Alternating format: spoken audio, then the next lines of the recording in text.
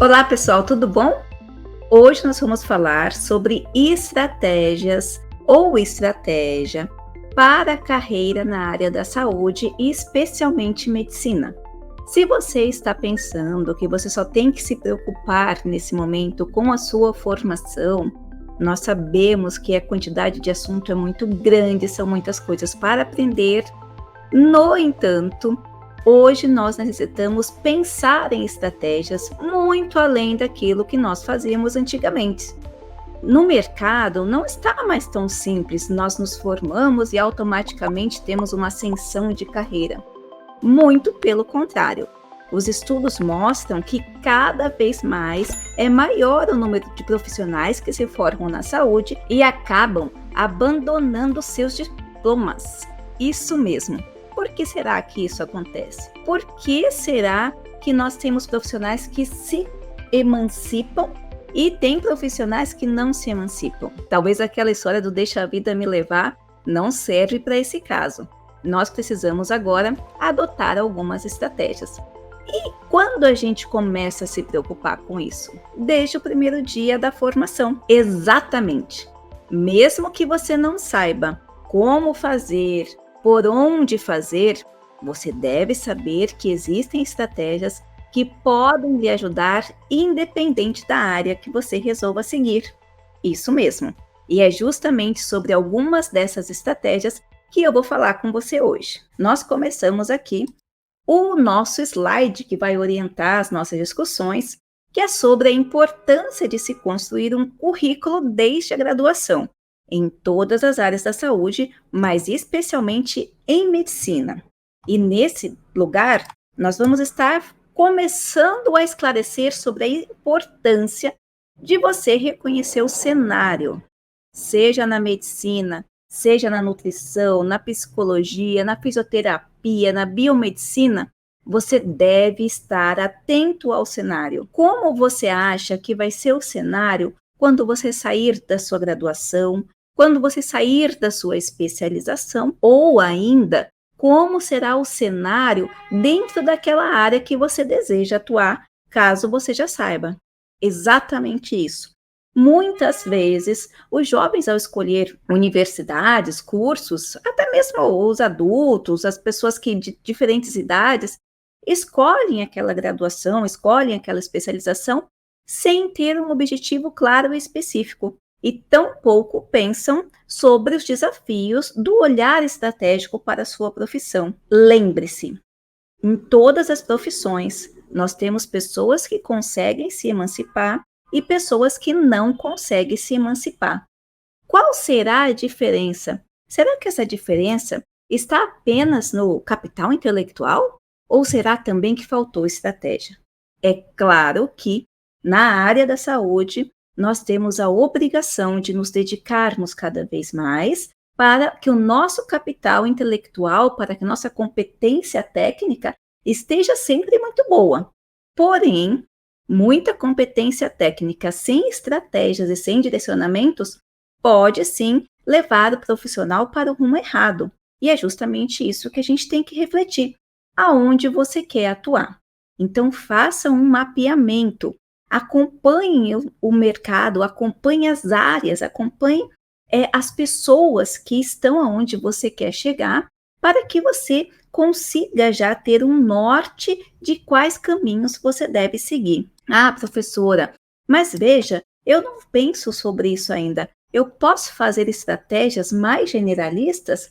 Sim, independente de onde você queira atuar, depois da sua formação, depois da sua especialização, você deve saber que as pessoas precisam te conhecer.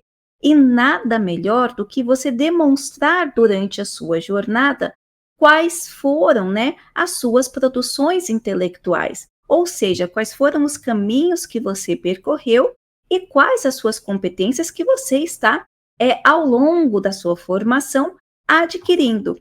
Por isso, nós vamos pensar agora em esclarecer aqui sobre quem você quer que te conheça. Exatamente. Existem muitas pessoas, na hora que a gente fala de currículo, quando a gente fala de publicação, na hora que a gente fala de emancipação de carreira, escrever materiais, as pessoas geralmente pensam, puxa, mas então eu vou começar a me colocar academicamente, vou desenvolver meus materiais já direcionados na área de pesquisa. E muita gente pensa que pesquisa é uma coisa só aplicada para o campo acadêmico, no sentido da docência, do mestrado, do doutorado, ou até mesmo de fazer pesquisas em laboratórios. Você tem que pensar o seguinte: como você quer que o seu público te enxergue? Qualquer produção que você fizer, você está fazendo para quem e por quê? Eu entendo que muitas vezes nós incorremos o riscos de não ter muito claro isso em mente. Eu mesma fiz muitas graduações, fiz mestrado, fiz doutorado e acabei me especializando numa matéria que se chama metodologia de pesquisa. Isso é excelente, porque me deu conhecimento de múltiplas áreas. Eu já orientei professores de mestrado, de doutorado, no campo da engenharia, da medicina, da educação, da antropologia, do direito. Isso é ótimo. O problema é que essa falta de olhar é uma carreira de meio, porque no final a gente acaba não se especializando muito. Então, eu acabei indo para a área de educação. Agora veja, se você está fazendo medicina, biomedicina, fisioterapia, quem você quer que te conheça? Por exemplo, se você pensa em ser um acadêmico, aí sim vale a pena de você pensar na sua produção intelectual já ligada a um grupo de pesquisa, já ligada a um projeto cabide, já ligada a estudos quantitativos. Agora, se você não pensa em ir para a área acadêmica, você pode sim fazer ciência e eu vou mostrar para você que é um movimento que a gente chama de popularização da ciência. Como assim? Por exemplo, imagine, isso já aconteceu com a gente de uma aluna que publicou na Núcleo do Conhecimento e encher a sua agenda do dia para a noite. Por quê? Porque ela publicou um artigo, sim, baseado em método de pesquisa, porém no sentido de revisão bibliográfica, falando sobre depressão e buscando sobre tratamentos de depressão infantil. Consequentemente, as pessoas que foram procurar na internet encontraram a nossa revista científica, que é Open Access, e eu vou explicar isso para vocês. O que significa o Open Access é que a gente está em toda a rede. Estamos sim nas bases de dados acadêmicas, mas também estamos no HTML Google. Então a pessoa está lá procurando depressão infantil e aí acha um artigo da pessoa e vê que aquela pessoa, puxa, essa pessoa aqui, ó, é da minha cidade, essa pessoa eu posso marcar uma consulta. E ela está demonstrando aqui nesse papel exatamente o que eu quero saber que ela saiba. Exatamente isso. Então, é uma estratégia de você trabalhar, sim, com produções no campo da ciência, mas não produções voltadas para pesquisas acadêmicas que têm como objetivo acadêmico mostrar os seus resultados para uma indústria, para outros cientistas ou no campo ainda da pós-graduação, mestrado ou doutorado. Nesse caso, esse profissional usa, sim, o campo da popularização da ciência para esclarecer a sociedade. Nós, da saúde, somos educadores da sociedade por sua natureza, porque muitas patologias que a sociedade enfrenta e o indivíduo de uma forma geral, nós temos conhecimento e nós temos que repassar esse conhecimento, porque afinal de contas, se estamos na área da saúde, é sim para melhorar vidas, exatamente. Então, a gente tem que ter esse foco. Quem você quer que te conheça, né? Você quer produzir para quem? Quer produzir para ser pesquisador? Quer produzir no campo da estética? Quer produzir no campo da cirurgia? Quer produzir porque você quer chegar no hospital e aquela pessoa daquele hospital investiga sobre determinado assunto? Onde você quer chegar, né? Onde você quer que as suas produções cheguem? Então, a primeira coisa que você tem que pensar, depois de pensar na sua atuação, é justamente isso. Quem você quer que conheça, aonde você quer impactar. Agora, nós vamos voltar aqui no nosso slide e vamos falar sobre mais um componente estratégico, que é o componente das estratégias comunicacionais e redes sociais. Isso é muito importante, pessoal. Muitas pessoas na área da saúde, muito tempo, ficaram presas a técnicas, ficaram presas só aquela ideia de saúde no modelo de biológico, que não tinha que conhecer um pouco mais. Hoje nós estamos vendo que nós estamos passando uma transição. Nós da saúde, sejamos médicos, biomédicos, fisioterapeutas, sejamos de qualquer área da saúde, enfermeiros, nós temos que pensar que nós temos que trabalhar em conjunto e em sociedade, em relacionamentos que sejam saudáveis. Ou seja, aquele comportamento mecânico ou aquele comportamento despreocupado já não cabe mais para o novo cenário que está desenhando. E sim, estamos na área da saúde, nós precisamos nos preocupar com nossas redes sociais, principalmente quem vai ser médico, que ainda carrega um estigma muito forte da sociedade. O próprio Conselho Federal de Medicina orienta sobre essas formas éticas da postura médica, que faz com que as pessoas tenham nos profissionais da saúde perspectivas, expectativas. Então, sim, entramos na área da saúde, nós vamos precisar cuidar das nossas redes sociais. Ou seja, pense comigo, se você tem um parente que você ama muito, uma mãe, um pai, um tio, um namorado, um marido, você vai querer levar essa pessoa, você vai querer que quem preste atendimento para essa pessoa. É aquela pessoa que mostra desequilíbrios nas redes sociais, aquelas pessoas que não têm um comportamento ou demonstram, né, um comportamento inadequado, ou você vai querer uma pessoa que demonstre o seu conhecimento, uma pessoa que esteja envolvida no campo intelectual, uma pessoa que seja uma pessoa mais séria e contida em suas redes digitais. Então, pense comigo, quem você gostaria que atendesse uma pessoa muito próxima de você, ou até mesmo você? Eu ouvi esses dias uma coisa muito engraçada.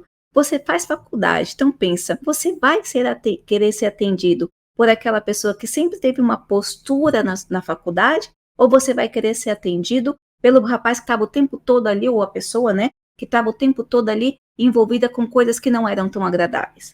Obviamente que você vai ter a percepção de competência, até mesmo você estando no meio de quem tem esse comportamento mais adequado. E o comportamento adequado, a gente está falando do comportamento humanizado, exatamente. O humano, ele precisa gostar do humano. Nós que trabalhamos da saúde, temos esse compromisso de levar, né? Nós estamos nos propondo a percorrer um caminho de carreira que nós vamos passar nossa vida inteira estudando para cuidar das pessoas, porque a única coisa que não tem uma variável absoluta, uma certeza absoluta, é a área da saúde. Na verdade, como dizem muitos colegas, a única certeza são as variáveis que sempre vão ocorrer. Então, a gente precisa pensar nisso. Nossa próxima abordagem que nós vamos trazer hoje é sobre a emancipação pelo conhecimento. Exatamente. Eu já tinha pincelado um pouco sobre isso, mas agora eu vou falar um pouquinho mais. Então, pense, nós, profissionais da saúde, nós adentramos, especialmente quando estamos graduando, entrando no mercado, nós adentramos sem conseguir ter espaço ou tempo, né, de atuação, de experiência, para nos mostrarmos como pessoas emancipadas. No entanto, se você é uma pessoa que busca conhecimento, que traduz o seu conhecimento, que publica seu conhecimento, que está antenado nessas estratégias, você começa a ter emancipação pessoal, profissional e social através do seu conhecimento. Então, uma pessoa, quando vai falar com você, é diferente você falar com uma pessoa que você vê que tem um conhecimento limitado ou com uma pessoa que você vê que tem o conhecimento técnico. Eu acabei de citar o caso da nossa autora, que teve esse conhecimento intelectual emancipado através do conhecimento, através de um cuidado, né, de uma publicação, que construiu um caminho para ela muito mais sólido. Então, vamos pensar que você vai fazer residência. Você acha que a pessoa que tem um currículo sólido, que já está antenado no que está acontecendo, que já começa a ser reconhecido sobre uma determinada área, Você vai querer dar mais voz para essa pessoa, ou mais lugar para essa pessoa, ou uma pessoa ali que chega totalmente sem ter comprovações, sem ter demonstração de engajamento. É óbvio, não sejamos hipócritas. Nós vivemos por provas sociais, principalmente hoje nesse mundo tão globalizado. Então, quando você consegue demonstrar, né, quanto você conhece, o quanto você é especializado na área da saúde, vai ser melhor para você. Porque lembre, nossa ascensão profissional está ligada à nossa competência também intelectual, mas como as pessoas vão saber se você não tem comprovação ou emancipação dessa competência intelectual? Agora nós vamos continuar as nossas colocações, colocando sobre as formas, né, de comunicação científica ou de comunicação do seu conhecimento. E aqui a gente vai trabalhar um pouquinho melhor para você conhecer o quadro. Bom, vamos lá. Conforme eu falei, nós temos, né, possibilidades e métodos de aplicar o conhecimento ou de demonstrar o conhecimento. Quando a gente vai fazer graduação na área de saúde, especialmente, o que eles colocam para a gente como metodologia? Então, a gente tem lá aquelas aulas de metodologia, nós temos estudo transversal, estudos quantitativos epidemiológicos, nós temos estudos randomizados, e a gente aprende a buscar nossas fontes de informação para aplicação das nossas, da nossa ciência, do nosso conhecimento, para formular o protocolo em cima desses estudos. No entanto, isso é até uma crítica. Eu tive recentemente num congresso da Associação Brasileira de Neurologia e Psiquiatria Infantil, onde nós abordamos exatamente esse assunto. Porque quando a gente recebe a formação na área da saúde, a gente pensa de forma quantitativa, tá? A gente pensa assim, para mim saber que aquele remédio X é importante ou tem uma eficácia, eu tenho que ter tantos estudos, tantas amostragens. Isso é a forma quantitativa e é a forma dura, a gente chama de hard skills, de se fazer ciência, tá? Porque esse tipo de comunicação é de cientista para cientista, de médico para médico, de juntas médicas, de juntas de saúde, de grupos de pesquisa de saúde para grupo de pesquisa de saúde, e também grande parte desses estudos envolvem laboratórios, envolvem uma indústria farmacêutica que, bem ou mal, está se beneficiando com alguns desses testes. Além disso, por exemplo, nós temos grupos de investigações, né, muitos laboratórios espalhados pelo mundo, que procuram o tempo todo trabalhar com esse tipo de materiais, que é justamente da nossa forma de se fazer saúde. No entanto, a saúde perde muito porque afasta-se do estudo qualitativo. O que seria o estudo qualitativo? Por exemplo, o fato de eu chegar numa UBS, por exemplo, eu vou lá no programa Saúde e Família e eu identifico que grande parte, né, das patologias daquele local está associada por um hábito, né, específico, associado à alimentação ou associado a algum tipo de violência. Eu preciso fazer um estudo quantitativo? Não, eu posso fazer um estudo qualitativo. Eu fiz, por exemplo, um estudo qualitativo fazendo uma análise de como a convivência intergeracional, publiquei recentemente, como que ela pode produzir um ambiente de saúde mental mais ameno, mais agradável, tanto para a terceira idade, quanto para a idade das gerações mais novas, através da troca de conhecimento. Então, você pode fazer estudos qualitativos, por exemplo, de revisão, esclarecendo uma sociedade sobre diabetes, sobre ansiedade, sobre depressão, sobre determinado tema. E isso a gente chama de popularização da ciência. Eu não sei se acontece na sua faculdade assim, mas nas faculdades onde eu frequentei, na faculdade que eu estou, ela fala muito dessa forma de, olha, você não pode ter essa linguagem, né, técnica de saúde com o seu paciente, você tem que se adequar à linguagem do seu conhecimento ao conhecimento do seu paciente, para que a sua atitude, para que a sua postura, para que a sua conduta, né, terapêutica seja melhor absorvida. Ora, Se eu tenho também que ter esse contato, eu tenho que ter esse cuidado com esse paciente, então na hora de publicar esse estudo, eu posso sim optar por fazer a mesma coisa. É claro que não, eu vou falar sobre a diferença dos locais aonde você vai falar, mas a ideia é você saber nesse momento dessas duas formas de comunicação. Uma comunicação que é de cientista para cientista e outra comunicação que é para quem é leigo, que é a nossa, basicamente serão os nossos pacientes, são as pessoas que nós vamos tratar, porém que precisam saber das informações de fonte fidedignas. Nós, como profissionais da saúde, nós temos capacidade de fazer uma revisão sistemática, entender toda a linguagem técnica para dar um retorno no material mais simples, esclarecendo sobre determinados assuntos. Então, por exemplo, eu vou fazer uma revisão sistemática sobre reprodução assistida. Então, eu tenho conhecimento técnico para ler aqueles materiais, para traduzir, para dar informações para milhares de pessoas que buscam sobre reprodução assistida de uma fonte correta, porque somos profissionais da saúde. Então, veja a nossa responsabilidade. Ah, mas eu vou escrever num blog, no jornal, eu tenho como produzir isso de uma forma acessível e confiável? Sim, você tem. É isso que a gente vai chegar lá. Bom, continuando aqui, esse slide traz exatamente isso que eu acabei de passar para você. Ou seja, uma coisa é você se comunicar com colegas, outra coisa é você se comunicar com a sociedade.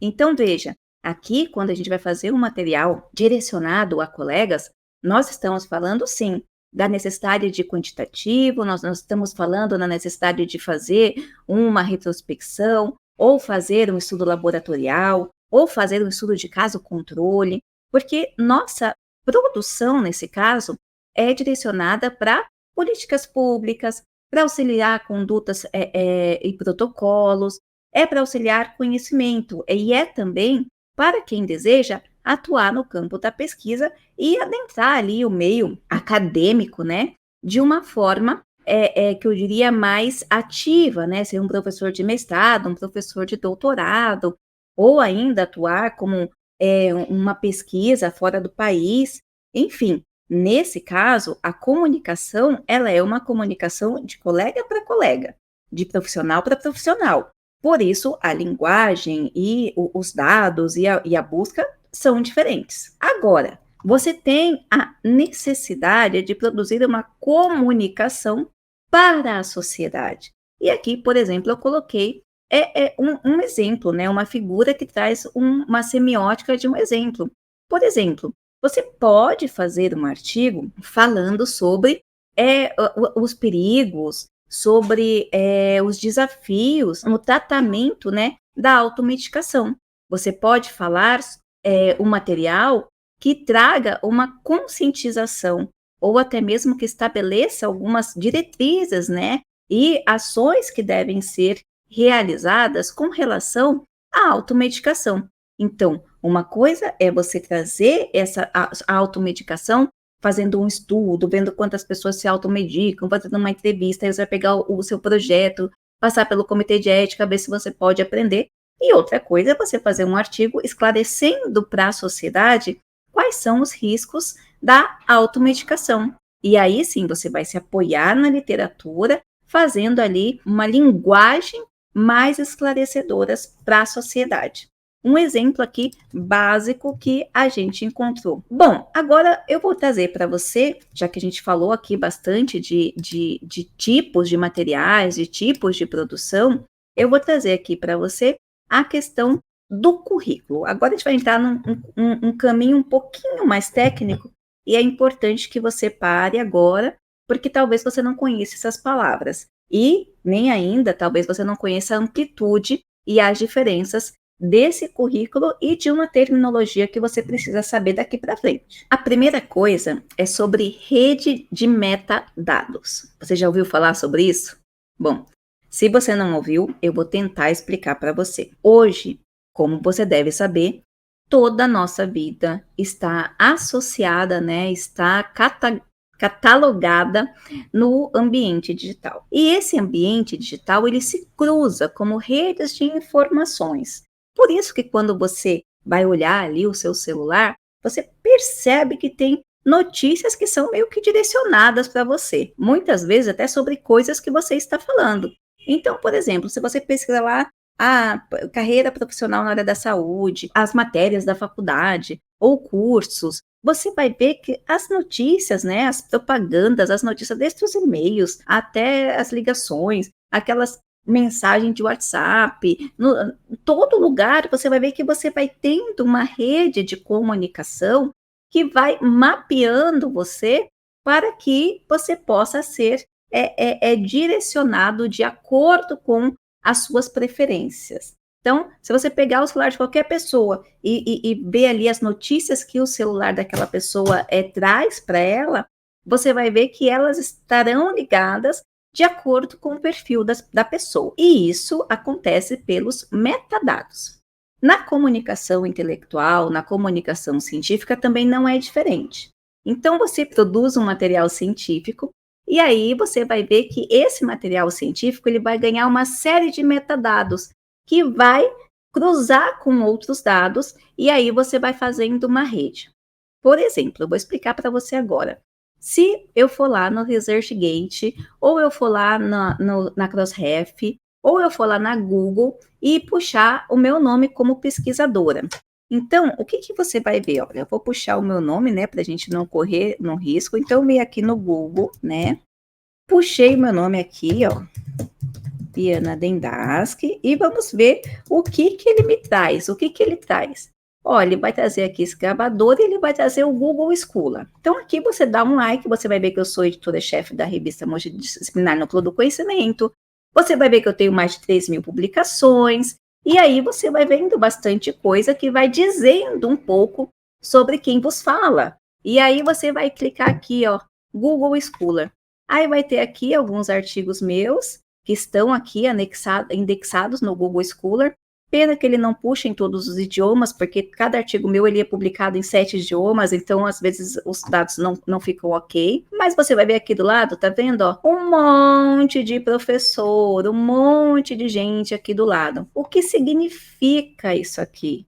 Isso aqui significa que esses professores, de uma forma ou de outra, estão ligados às minhas redes de pesquisa, ou fazem parte da minha rede social, ou já publicaram comigo, ou participam da mesma revista do que eu, mas alguma relação nós temos.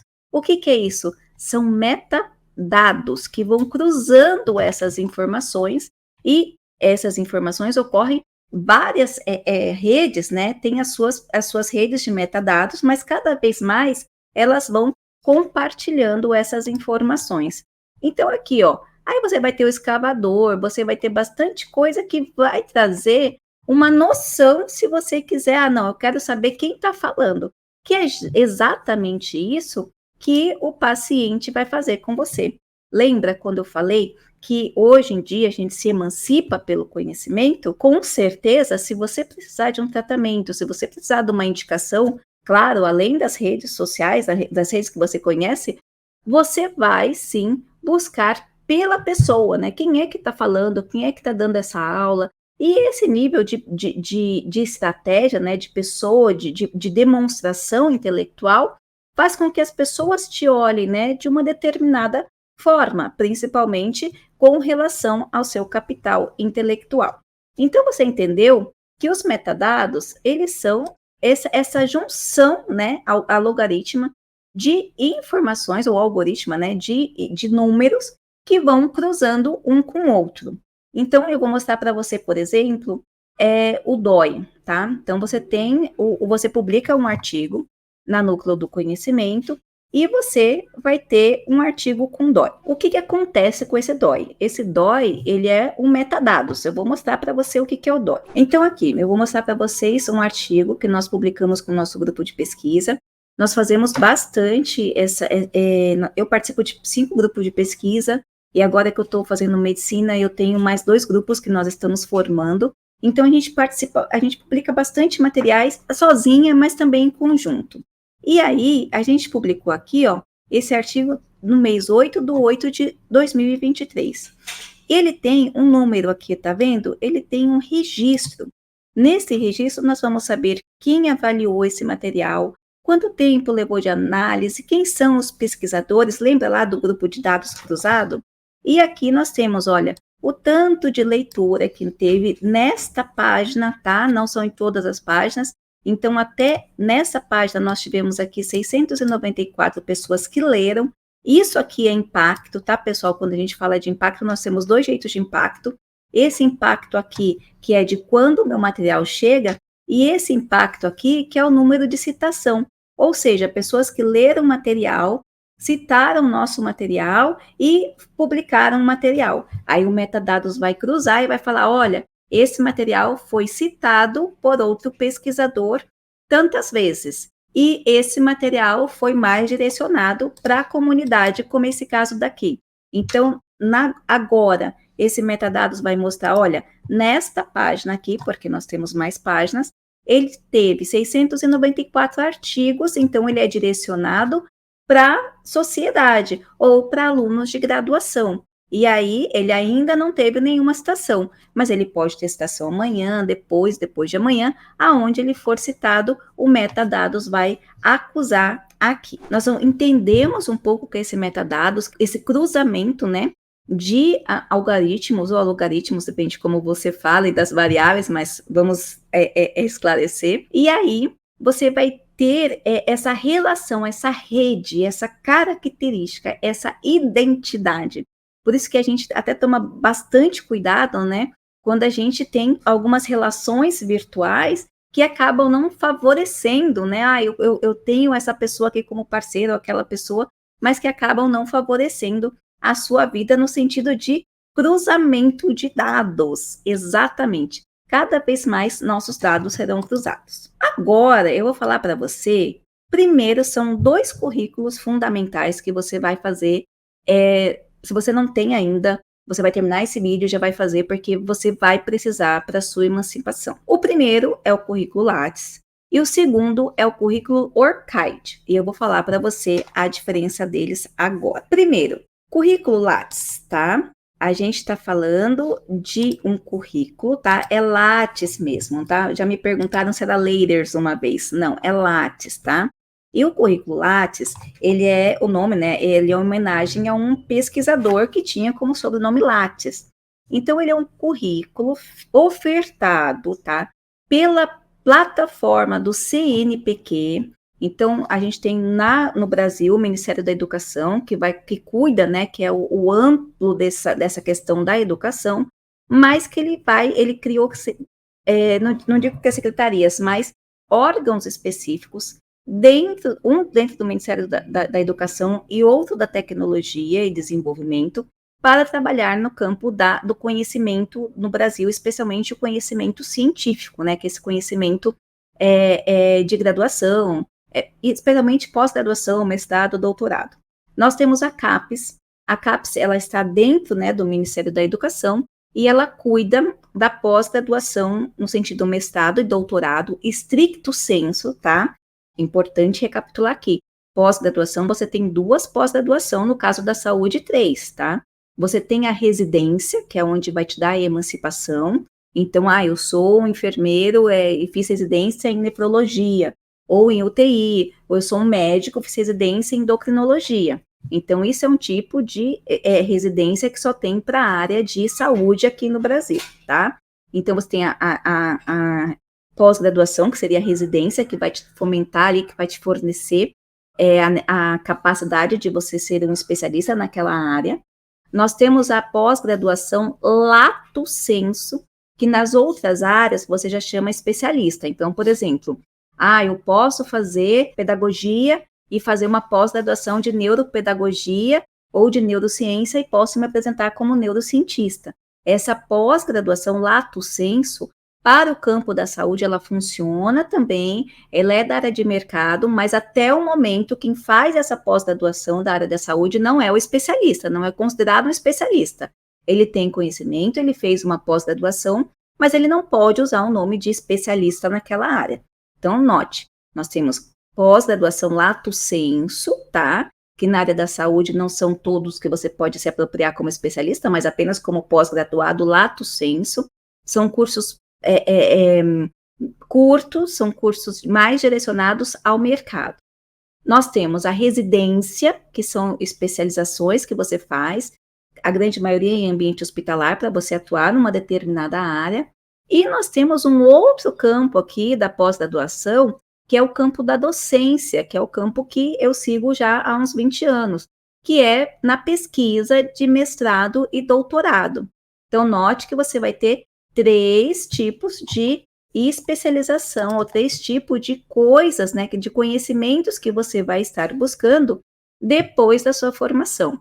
No campo da saúde, a residência, a pós-graduação lato sensu, que é livre, tá? O nome lato vem de livre, e a pós-graduação stricto sensu, que é mestrado e doutorado, ok? Então, dentro do MEC, nós temos essa secretaria, esses órgãos, na verdade, não são secretarias, que tem a CAPES, que vai regulamentar, que vai nortear os programas de pós-graduação stricto sensu no Brasil, mestrado e doutorado.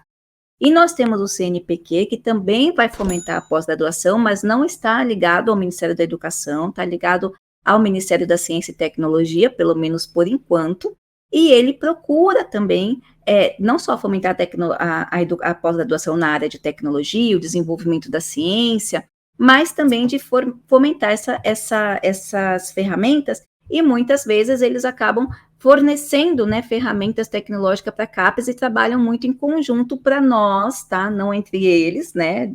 Parênteses à parte, né? Mas trabalham muito para nós que somos pesquisadores. E aqui nós temos o currículo Lattes. Então, quando você for fazer residência, quando você for querer entrar no mestrado, quando você for se apresentar, né? Você que a pessoa quer saber quem você é e a pessoa é acadêmica, a gente que é mais antiguinho, né? Da época do Orkut, a gente fala que o currículo Lattes era o Orkut dos nerds. Por quê? Você vem aqui, ó, por exemplo, aqui é a plataforma do CNPq, cuidado que tem um site que chama lattes.com.br que pega dados, tá? Então, cuidado. Aí você tem que entrar direto pela plataforma aqui, ó, da CNPq. Então, você vai vir aqui, você vai cadastrar seu currículo, tá? E esse currículo você vai colocando à mão, ele é um currículo, cuidado, tá, com as informações que você coloca, porque essas informações são oficiais, você assina um contrato aqui dentro toda vez que você vai atualizar com que as informações são verídicas e de responsabilidade do pesquisador. E esse acesso desse currículo, ele é aberto, por isso que é importante ele estar atualizado. Eu confesso que eu tenho alguém que me ajuda a atualizar esse currículo, porque realmente ele é um preenchimento manual, mas ele pede, você quer conversar com alguém quer saber quem você eu quero marcar para pedir um subsídio para pesquisa, para entrar numa residência, ou até mesmo eu quero entrar num hospital, entrar numa determinada empresa, já a ideia, né, já virou consenso por grande parte dos pesquisadores e das instituições, o currículo Lattes. Então, se você não tem o título, você só pode colocar aqui doutor quando você tem o título de doutorado. Se não, você vai entrar nessa caixinha aqui de mais, tá? De mais pesquisadores. Então, ó, mestres, graduados, estudantes, técnicos, você clica aqui. No caso meu, não precisa, que eu já sou doutora. Então, não precisa, mas você vai colocar um nome aqui, ó, e vai aparecer aqui, ó, várias pessoas, eu não tenho pessoas que têm o mesmo nome do que eu, então só aparece o meu. Agora, José da Silva Bezerra, vai aparecer bastante. Mas dá para você saber quem você está procurando justamente pela formação. Então, aqui tem doutorado em comunicação e semiótica pela Universidade Católica de São Paulo, diretor do Centro de Pesquisa, legal. Aqui vai me dar aqui, aparece uma fotinha minha, nada interessante, mas sou eu mesma. Aí você vai abrir o currículo aqui e a pessoa vai ver todo o seu currículo, o que você estudou, o que você não estudou, qual congresso você participou, qual não participou. O meu está ligeiramente desatualizado. Mas, enfim, o que eu quero mostrar para você é que qualquer pessoa hoje, quando você vai falar de especialização, de residência, de iniciação científica, de mestrado, ou até mesmo, né, de escolhas para determinados cargos, eles vão nesse currículo que você vai alimentando desde a sua faculdade. Então, você pode publicar artigos, você pode participar de simpósios, você pode participar de feiras, né? Na verdade, você deve, porque são atividades complementares, e todas as atividades intelectuais que te tragam, né, benefícios, você tem que entrar aqui e cadastrar. Bom, aqui nós temos algumas opções para você dar uma olhada. Por exemplo, ó, formação, atuação, tá? Profissional, o que faz, os projetos, tá? Que desenvolve, ó, projeto de pesquisa, projeto de extensão, e aqui tem produções. Olha quanta coisa você consegue colocar aqui, ó. Artigo publicado em periódico, artigos que foram aceitos para publicação, livro de capítulo, texto em jornais e em revista, trabalhos publicados em anais e congressos, apresentação de trabalho, partitura musical, tradução, prefácio, pós-fácio, outras produções bibliográficas, produção técnicas, olha, maquetes, assessoria, processos técnicos, trabalhos técnicos, mapas, e também se você é da área, não é o nosso caso, né, que esse vídeo é para saúde, mas também, de repente, você pode ter um hobby aí que você quer colocar. Ah, eu sou também artista, eu coloco aqui também, porque a pessoa vai ter acesso ao meu capital intelectual, ok? Esse currículo aqui, ele é gratuito e você, como eu falei, entra lá no site do CNPq, se cadastra, vai precisar de RG, CPF e você vai adicionando aqui. Toda vez que você vai adicionar um artigo, ele vai pedir aqui para você informações do artigo, se tem dói, se não dói. Sempre ele é muito amigável no preenchimento, tá bom? Bom, esse é um currículo importante falar. Esse é um currículo que ele funciona muito bem aqui no Brasil, ele é um currículo nacional, ele serve para que você tenha demonstração das suas produções e vínculos acadêmicos e coisas que você fez no contexto nacional, mas ele é muito pouquíssimo usado fora do país. E ele, apesar do contexto nacional exigir muito, ele não é muito amigável porque ele não puxa informações. Você tem que estar apresentando essas informações e comprovando essas informações. Então, por exemplo, eu não posso colocar que eu publiquei um artigo numa revista X, se eu não coloco o registro do DOI, o link que ele está, a página que ele está. Então, as informações bem completinha. E as informações que não estão online, é necessário que você guarde, né, o certificado, caso algum dia você seja requerido. Então, ele tem esse contraponto, mas é uma cultura nacional, já virou, já é assim, você vai fazer qualquer coisa, é obrigatório o Lattes. Esse é o nosso querido currículo Lattes, que você deve fazer, já deveria ter feito se não fez até esse momento. Agora, nós temos um outro currículo aqui, nós temos muitos outros que eu vou passar para você depois, que fala sobre o currículo internacional, tá? Esse currículo se chama ORCID, tá? ORCID, mas muitas pessoas também chamam de ORCID, se você colocar ali no brasileiro. O que é a vantagem do ORCID ou do ORCID, tá? A vantagem do ORCID é que você se cadastra uma vez só, coloca lá suas especializações e na medida que você vai produzindo materiais com metadados, ele mesmo vai fazer a coleta e tudo que tiver metadados ele vai colocando aqui. Se você deseja participar de congresso internacional, fazer intercâmbio, se mostrar atuante na academia, ir atrás de recursos para pesquisa, fazer grupo de pesquisa, fazer parceria com outro pesquisador, de repente entrar aí numa residência fora do Brasil, hoje esse é o caminho, porque quando você vai lá fora, a primeira coisa que os pesquisadores fazem, pelo fato de ser mundial, é olhar o ORCID. Por isso que você precisa entender um pouco de metadados, porque diferente do Lattes, esse aqui você não consegue estar trabalhando de forma de você preencher como os outros. Até mesmo porque, isso é uma coisa interessante, porque você vai entendendo o seu potencial de pesquisador. Então, eu vou aqui no ORCID, tá? Então, eu vou pesquisar aqui o meu próprio nome, ó, Carla Dendaski. Vamos ver o que tem aqui de Carla Dendaski. Pronto, vou pesquisar e já vai aparecer aqui, ó. Tem duas, ó, Carla tem um monte de Carla, mas tem 2 currículos aqui com variação. Então, obviamente, em determinados momentos de vida, eu acabei fazendo 2 currículos e a gente vai ver como que vai ver qual que é o que ficou, né, o mais correto. Então, vamos supor, aqui não tem nenhuma publicação, como Carla Dendaski. Vamos ver essa variação do Viana Dendaski. Ah, aqui já tem. Aqui já aparece, ó, a bibliografia do que eu trabalhei, ó, já é preenchido em inglês, eles mesmos que preencheram. E aqui vai aparecendo alguns dos meus materiais que ele coletou, tá? Então, esse aqui são algumas publicações minhas que ele foi lá com a metadados deles, e como é inglês internacional, você pode perceber, ó, que a maioria que ele coleta é em inglês. Ah, tem russo aqui também, mas a maioria que ele coleta é em inglês. Então, ele faz esse mapeamento, né? No caso dele, o Orchid, ele tem uma parceria com a Crossref, e nos metadados que a Crossref vai mandando, ele mesmo vai analisando aqui a sua vida de pesquisadora, a sua produção, e vai demonstrando.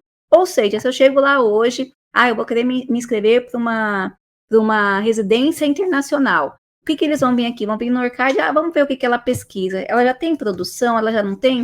Porque eles sabem que se o metadados está pegando aqui informações sobre você, informações sobre as suas produções, é porque não é uma coisa fake, né? Não é uma coisa inventada, não é uma coisa que você está colocando, é uma coisa que a inteligência artificial, através dos metadados, estão buscando, ok? Bom, então falamos um pouquinho sobre a carreira, e logo em seguida aqui nós vamos falar sobre formas, né, de você publicar, de você conseguir se colocar de uma forma mais estratégica na sua formação na área de saúde, especialmente medicina. Um grande abraço e até a próxima.